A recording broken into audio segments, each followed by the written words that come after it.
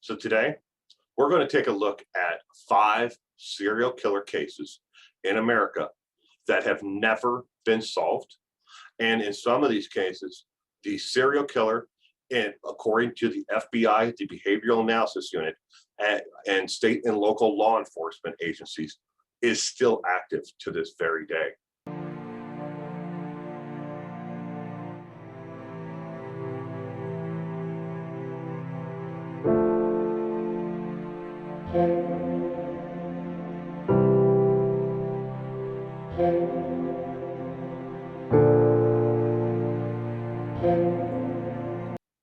When you think of serial killers, what's the first thing that comes to mind?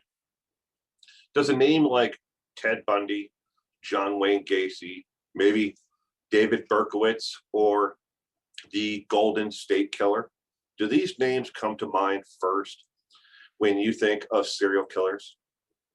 According to the FBI, there are active serial killers here in America who are actively seeking and stalking and hunting their next victim. Right now, today, as we sit and watch this video, there are serial killers out there right now, and we don't know where they are. The one thing about serial killers that we've known and learned the most about serial killers is they love to be active. They don't want to sit on their hands and just sit still and wait periods of time unless they have to. Unless they're incarcerated or their health is bad, they will be out there finding their next victim, looking, searching, hunting for the next victim constantly, because they must feed that urge to kill, that urge to overpower an individual. Whatever the case may be, we know that serial killers are active. And when it comes to serial killers, very few of them stay in one location their entire lives. They love to be mobile across this vast country of ours, from East Coast to West Coast and everywhere in between.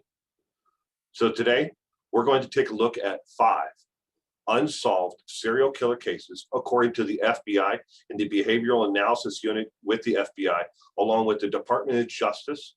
These are 5 active serial killer cases that have never been solved. First case that we're going to take a look at today is an open investigation. No one has ever been brought to justice for these actual murders, but each and every one of the victims, in this case, were left presented in a way and a certain memento that the FBI will not say, other than object A was left at the site again with this victim, and so on and so on and so on. There is a total of 10 victims in this crime. This serial killer has at least 10 victims and may be associated with at least 4 more, making it 14 possible victims. They called this case originally the Bighorn murders over Bighorn, Montana.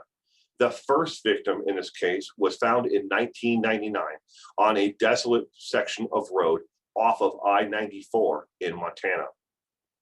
The individual was not from Bighorn, Montana.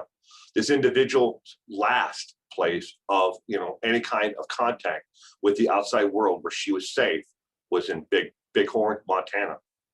A receipt from a store was found in her pocket, and they called her the Bighorn murders. But she was dumped about 22 miles from Bighorn, Montana. But she had been gone, missing. And the last people who were with her were traveling through the state. They were hitchhiking or jumping rail. And they had also ridden a Greyhound bus because the ticket for her Greyhound was in her pocket. They called her the Bighorn murder victim number 1. 2 witnesses in the convenience store that she stopped in Bighorn, Montana. The following description was given of the actual perpetrator and their vehicle. Early 20s, and this is in 1999. Reddish brown hair, 5'8" to 6 foot tall, white, tall, slender, build, driving either a late 1970s green and white two-tone Ford pickup or Dodge pickup of the same color. This victim, same description and vehicle, matches, yes, ladies and gentlemen, 9 other victim locations in the state of Montana, North Dakota, South Dakota, and in Minnesota. 9. Unsolved. All of these victims, and some of them have names, some of them don't, but they're listed as the victims of the Bighorn murderer. Next, we're going to the state of Virginia. And there have been more than just a few serial killers who have hunted in the state of Virginia over the years. And this is just the first one on the list of serial killers who have hunted in the state of Virginia. These murders have stopped. The person who has most likely perpetrated these crimes is either dead or is incarcerated and has been incarcerated since 2015, because that is when the murders stopped.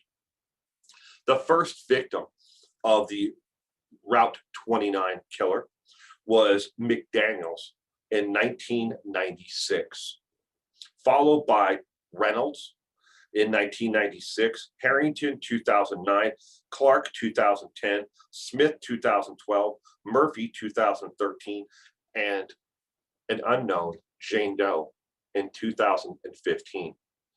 This lady who they found, her body was so badly decomposed that forensic experts put her as white, possible mixed race, but long brown hair, slender, approximately 23 years of age, no dental work or alteration or fixing was listed, and no broken bones that had healed.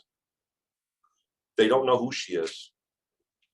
And it's sad because there's a family out there who will never know what happened to their loved one. The Route 29 killer.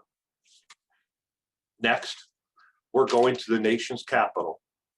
To the nation's capital back in the 80s, to a serial killer who had been hunting young women up and down the actual corridors there, in and out, leading into the state, Washington, D.C. And this individual was a sick individual. This individual killed young women from the age of 10 to the age of 16. This individual is responsible for 6 murders total. But then again, in 1986, the murders started all over again.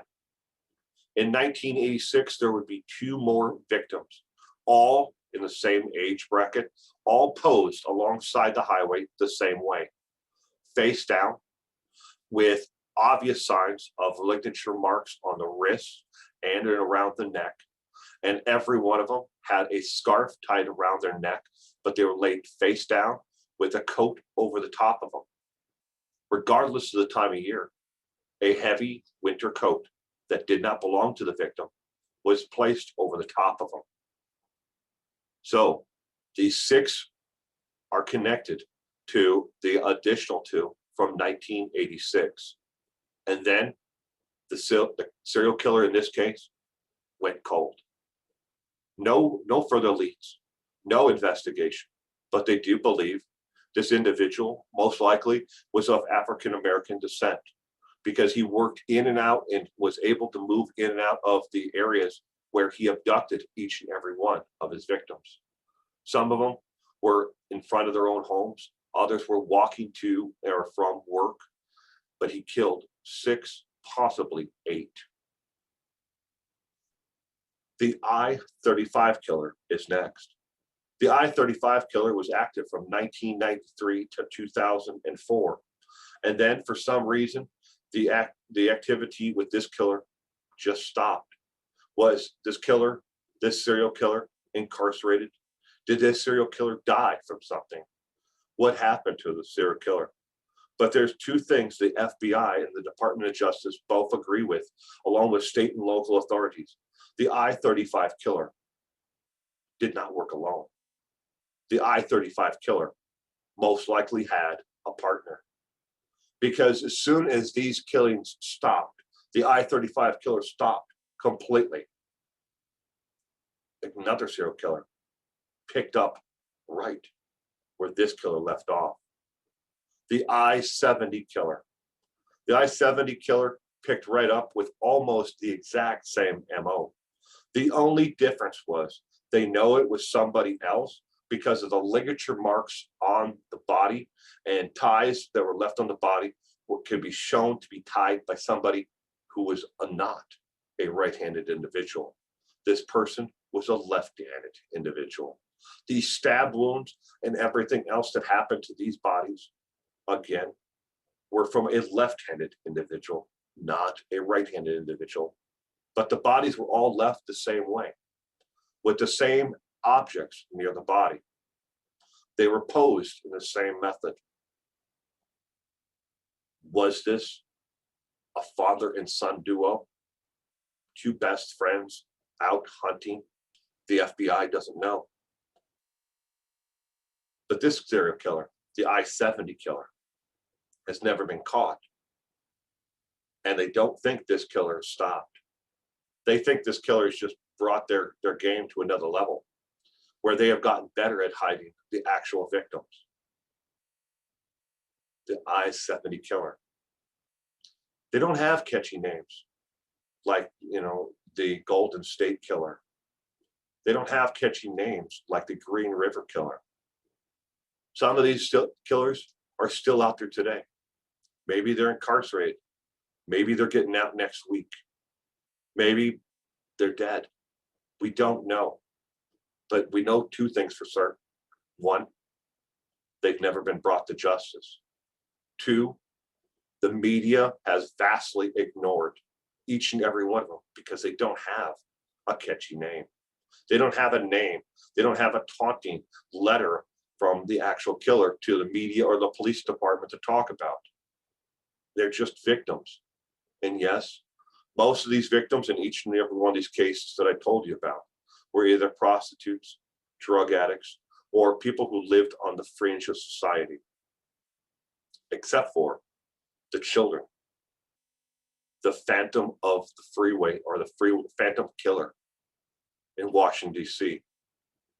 That killer killed children from the age of 10 to 16. There have been very little leads in any of these serial killer cases at all. Just the Bighorn murderer. And that's it. They don't know where this person's coming from. They don't know how they're traveling. They don't know what they're going to do next or who they're going to get next. Thank you for joining me today. You stay safe out there.